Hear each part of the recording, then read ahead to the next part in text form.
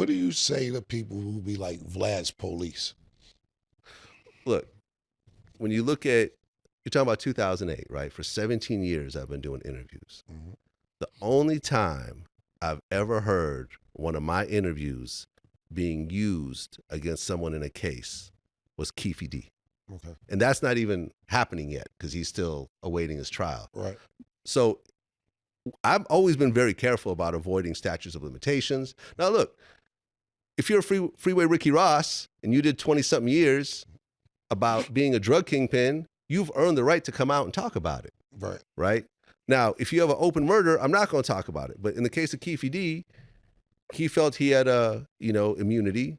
He wrote a book that was on Amazon Right. at the time that we did our interview, and he wanted to talk about it. Right. So we talked about it, and that's the whole Tupac situation. Right. That's the only time I've ever heard of, anything that we've done being associated with an actual criminal case. But the rumors and the stigma are going to stick around. No, you're right. It's because the reason I asked that's because I'm one of these people. Like for me, it's three things. It's like no raping women, no pedophilia, Yeah. and no telling for me.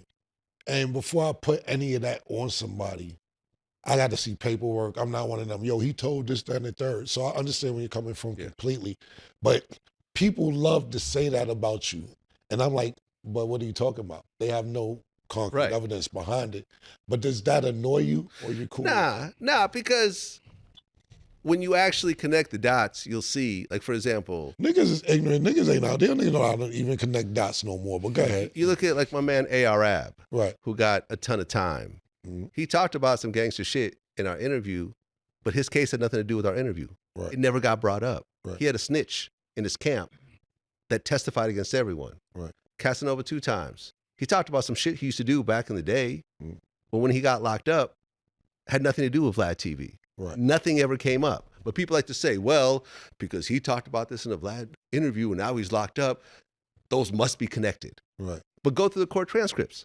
Right. Like you said, like, where's the I get what you're paperwork? saying. I got you. You know what I'm saying? So that's the whole thing. Like, I stand behind what I do because the paperwork stands behind what I do.